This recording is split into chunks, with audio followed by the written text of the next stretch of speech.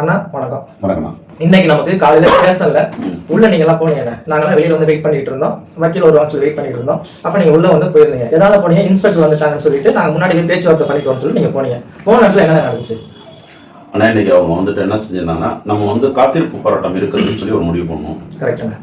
பண்ணும்போது வந்து அவங்க வந்துட்டு பேசுறதுக்காக கூப்பிட்டாங்க. வாங்க இது மாதிரி வந்துட்டு ஏசி உங்களை பேச வர சொல்றாரு, ஏசி ஆபீஸ்க்கு வர சொல்றாரு. நாங்க சொன்னோம் ஏசி ஆபீஸ்க்கு வர சொல்ற, ஏசி ஆபீஸ் வர சொல்றான்றது இல்ல, நாங்க இங்க ஸ்டேஷன்ல நாங்க இருக்கிறோம், பேசுறதுனாக்கா இங்க பேசுவோம் அப்படின்னும் போது சரி இன்ஸ்பெக்டர் வர சொல்றாரு, 3 பேர் மட்டும் வாங்கன்னு கூப்பிட்டோம். ரைட். அதனால நீங்க 3 பேர் போயிட்டீங்க. அதனால வந்து என்ன சொன்னோம் அப்படின்னா ஒரு 5 பேரா வரணும்னு சொல்லி 5 பேர் போனோம். ரைட். 5 பேர் போனதுக்கு அப்புறமேட்டு உள்ள என்ன பேச்சுவார்த்தை நடந்துச்சு அப்படின்னாக்கா, ஒரு பேங்க் மேனேஜரா வந்து ஒரு இன்ஸ்பெக்டர் இருந்தார்.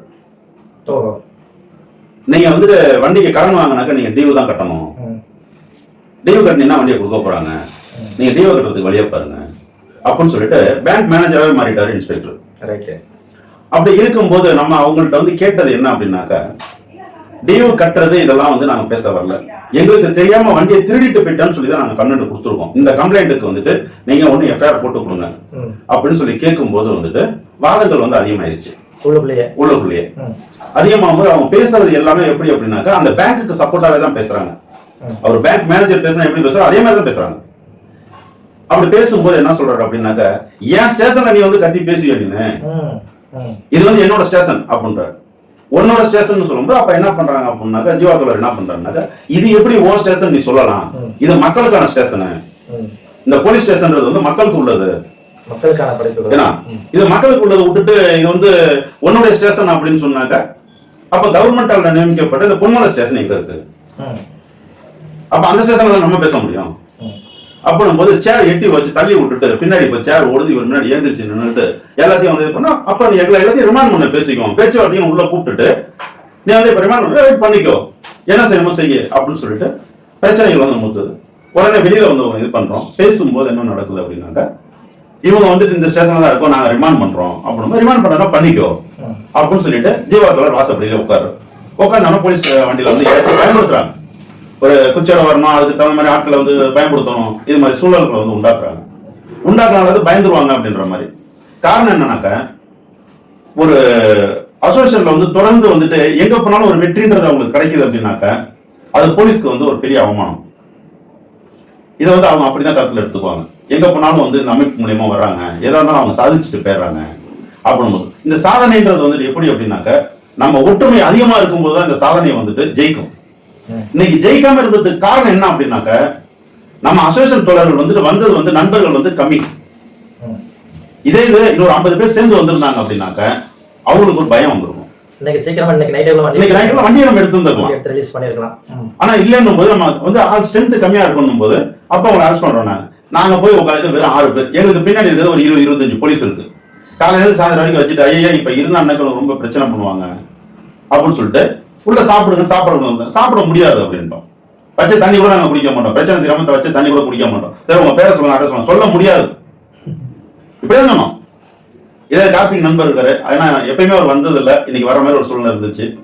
அவர் ஒரு வீடியோ எடுத்தாருன்றதுக்காக வந்துட்டு அவர் ஒரு பயன்படுத்தணுன்றதுக்காக செஞ்சாங்க. நான் சொன்னேன், கார்த்திக் ஒன்றும் பயப்படாதீங்க, நாங்களா இருக்கிறோம், எதுவுமே செய்ய மாட்டாங்க, சாதனை சீக்கிரம் நீங்க போயிருங்கன்னு சொல்லி இவங்களே வழினா கேட்பாங்க பாருங்க. அதே மாதிரி வந்துட்டு நீங்க கிளம்புங்கன்ற வார்த்தையிலே தான் இருந்தாங்க. சோ இன்னைக்கு நடந்தது இவ்வளவு விஷயங்கள் வந்து நடந்திருக்கு. முக்கியமா இன்னைக்கு அந்த ஒரு பிரஷர் கொடுத்து நீங்க உள்ள போறதுக்கான நிலை உருவான காரணம் என்னன்னா, அதாவது ஆக்சுவலா இது சுருக்கமா சொல்லணும்னா, ஏசி வந்து ஒரு திங்கட்கிழமை வரைக்கும் டைம் கேட்டாங்க. நம்ம போகும்போது ஏசி என்ன சொல்லியிருந்தாருன்னா, லீகல் ஒப்பீனியன் நாங்கள் வாங்கிக்கிறோம். லீகல் ஒப்பீனியன் வாங்கிட்டாங்க. அந்த லீகல் ஒப்பீனியன் வாங்கினது வந்து பாத்தீங்கன்னா 1969 இருக்கிறத வாங்கியிருக்கிறாங்க. அதுல ஒண்ணுமே இல்லை. அந்த ஏற்கனவே அந்த அட்வொகேட் கொடுத்துட்டு போனது வந்து பாத்தீங்கன்னா பேப்பர்ஸ் எல்லாம் பாத்தீங்கன்னா 2009 2015 கொடுத்துருக்காரு. நம்ம லாயர் வந்து 2024 இப்ப ரீசெண்டா நடந்ததுன்னு கொடுத்துருக்காரு. ஸோ அவங்க கொடுத்ததை நம்ம அக்செப்ட் பண்ணிக்க மாட்டேங்கிறாங்க. அந்த லீகல் ஒப்பீனியன் கொடுத்த பேப்பர் வந்து இங்க ஆங்கிலத்தில் இருந்ததுனால எங்களுக்கு புரியல. அது தமிழ்ல கேட்டு நாங்கள் கேட்கும்போது போட்டோ எடுக்கக்கூடாது, படிக்கக்கூடாதுங்கிறாங்க. அங்கதான் வாதமே ஆரம்பிச்சது.